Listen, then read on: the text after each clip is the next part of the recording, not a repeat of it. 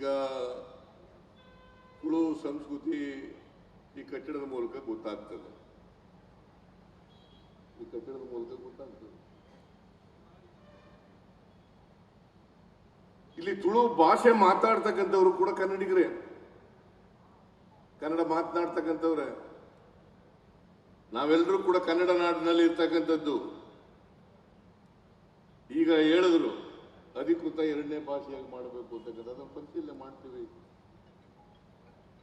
ಕಾದರವರು ಕೂಡ ಹೇಳಿದ್ದಾರೆ, ರೈ ಕೂಡ ಹೇಳಿದ್ದಾರೆ,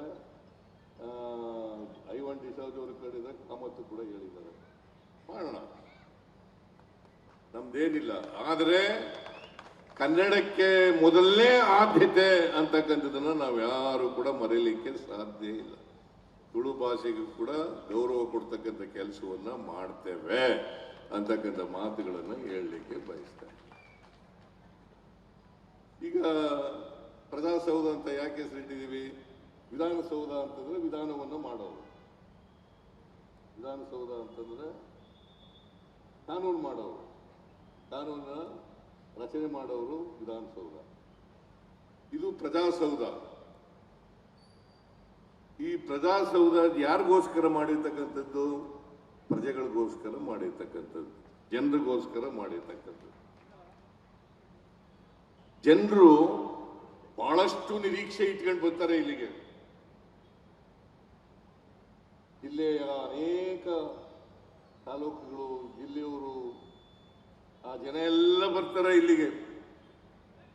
ಬಂದು ಬಹಳ ನಿರೀಕ್ಷೆ ಇಟ್ಕೊತಾರೆ. ಅನೇಕ ವರ್ಷಗಳಿಂದ ಅವರ ಸಮಸ್ಯೆಗಳು ಬಗೆಹರಿದಿರಲ್ಲ. ಆ ಸಮಸ್ಯೆಗಳಿಗೆ ಪರಿಹಾರ ಸಿಗ್ಬೋದು ಈ ಕಟ್ಟಡದಲ್ಲಿ ಅಂತ ಹೇಳಿ ಬರ್ತಾರೆ. ನಾವು ಅದಕ್ಕೆ ಅವ್ರನ್ನ ನಿರಾಶೆಗೊಳಿಸ್ತಕ್ಕಂಥ, ಹುಸಿಗೊಳಿಸ್ತಕ್ಕಂಥ ಕೆಲಸವನ್ನ ಮಾಡಬಾರದು. ಯಾರೇ ಅಧಿಕಾರಿಗಳು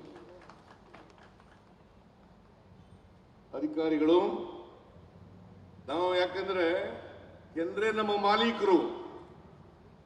ಪ್ರಜಾಪ್ರಭುತ್ವ ಅಂತಂದ್ರೆ ಏನು? ಪ್ರಜಾ ಸರ್ಕಾರ ಅಂದ್ರೆ ಏನು? ಪ್ರಜೆಗಳೇ ನಮ್ಮ ಮಾಲೀಕರು, ಪ್ರಜೆಗಳೇ ನಮ್ಮನ್ನು ಆರಿಸಿ ಕಳಿಸ್ತಕ್ಕಂಥವರು.